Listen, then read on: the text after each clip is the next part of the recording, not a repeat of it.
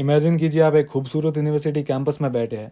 आसपास ग्रीनरी है, बर्ड्स की चहचहाट, एक फ्रेश हवा का झोंका जो स्ट्रेस को कम कर देता है। 400 एकड़ का ये लैंड सिर्फ यूनिवर्सिटी का पार्ट नहीं बल्कि एक वाइल्ड लाइफ हैबिटेट है। यहाँ 455 से ज़्यादा फौना एंड फ्लोरा की स्पीशीज जिंदा है क्योंकि यहाँ का नेचर इंटैक्ट है।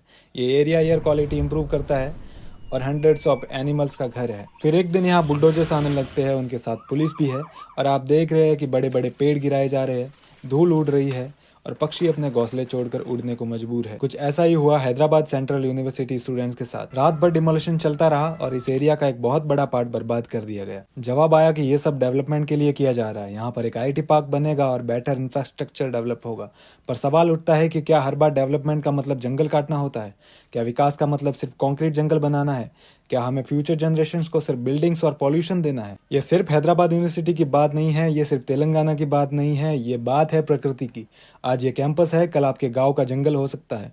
आखिर कब तक हम अपनी ग्रीड के लिए नेचर को खत्म करते रहेंगे? 2019 में मुंबई के आरे फॉरेस्ट का भी यही हाल हुआ था। लोगों ने प्रोटेस्ट किया क्योंकि ये फॉरेस्ट मुंबई के इकोसिस्टम के लिए क्रूशियल था। मोलेम प्रोटेस्ट 2020 गोवा के मोलेम नेशनल पार्क और भगवान महावीर वाइल्ड लाइफ सेंचुरी को इंफ्रास्ट्रक्चर प्रोजेक्ट के लिए तोड़ने की प्लानिंग थी। लोगों ने सेव मोलेम कैंपेन चलाया, रैलीज और पेटिशंस फाइल की गई, जिससे इस प्रोजेक्ट पे डिले आया। हसदे वरन प्रोटेस्ट 2022 छत्तीसगढ़ का ये घना वन है जिसे माइनिंग के लिए तोड़ने का प्लान था। ये फॉरेस्ट सिर्फ एक वाइल्ड लाइफ जोन नहीं बल्कि लोकल आदिवासी कम्युनिटीज का घर भी है।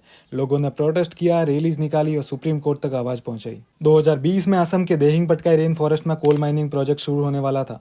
लोकल यूथ और एनवायरमेंट एक्टिविस्ट ने सेव देहिंग पटकाई मूवमेंट चला के गवर्नमेंट पर प्रेशर डाला और इसकी वजह से इस प्रोजेक्ट को रोकना पड़ा। अरावली बचाओ आंदोलन 2021 हरियाणा और राजस्थान के अरावली हिल्स को इलीगल माइनिंग और डिफॉरेस्टेशन से बचाने के लिए लार्ज स्केल पर प्रोटेस्ट हुए। ये रेंज सिर्फ पॉल्यूशन कंट्रोल नहीं करती बल्कि दिल्ली एनसीआर के लिए एक मेजर ग्रीन लंग है। 2022 में 4 धाम हाईवे प्रोजेक्ट के नाम पर उत्तराखंड के फॉरेस्ट में लार्ज स्केल पर ट्री कटिंग स्टार्ट हो गई।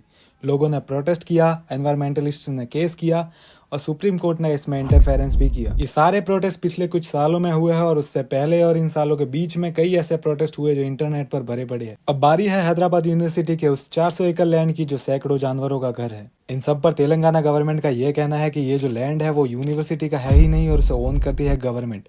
एक्चुअली 2004 में चंद्रबाबू नायडू की गवर्नमेंट ने इसे एक प्राइवेट कंपनी को 21 ईयर की लीज पे दिया था। बाद में तेलंगाना की गवर्नमेंट ने इसे सुप्रीम कोर्ट की हेल्प से वापस ले लिया था और अभी यह लैंड यूज होने वाला है इंफ्रास्ट्रक्चर डेवलपमेंट और आईटी पार्क बनाने में। और इसी पर यूनिवर्सिटी का कहना है कि इस लैंड का 2024 में रेवेन्यू ऑफिसर्स ने प्रॉपर सर्वे ही नहीं किया और इस लैंड का सिर्फ प्राइमरी इंस्पेक्शन किया था। यहाँ पे सबसे बड़ा सवाल यह है कि इस केस की PIL फाइल हो चुकी थी और उसकी हियरिंग होने वाली थी 7 अप्रैल को, लेकिन बिना कोर्ट के डिसीजन का वेट किए इन लोगों ने रातों रात वहां डिमोलिशन स्टार्ट कर दिया, जो कि इलीगल है। गवर्नमेंट का कहना है कि किसी भी स्टूडेंट को फिजिकली हार्म नहीं किया गया, लेकिन कुछ स्टूडेंट्स ने ऑफिसर्स पर हमला किया जिसकी वजह से एक ऑफिसर घायल हो गया और बाद में 52 स्टूडेंट्स को डिटेन कर दिया गया। जो 52 स्टूडेंट्स डिटेन कर दिए गए थे उसमें से 2 स्टूडेंट्स रोहित कुमार एंड नवीन कुमार उस यूनिवर्सिटी में पढ़ते ही नहीं थे और वो लोग भी प्रोटेस्ट में शामिल थे।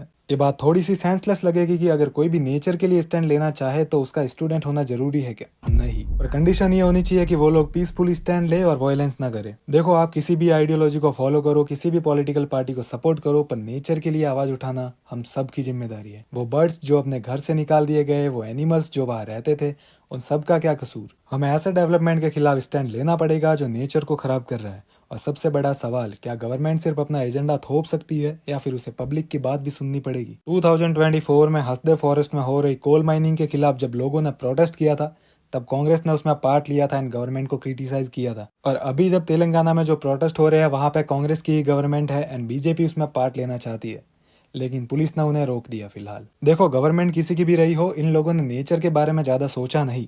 तुम्हारे लिए नेचर एक इमोशन हो सकता है लेकिन इनके लिए सिर्फ एक वर्ड है। तो आवाज उठाओ नेचर के लिए, आवाज उठाओ अपने लोगों के लिए और किसी भी गवर्नमेंट को अंधे तरीके से फॉलो करने से बचो। पैसों से नहीं बनते कुदरत से हम खास क्यों? तेरी पीढ़ी का सोच वो कैसे लेंगे सांस क्यों?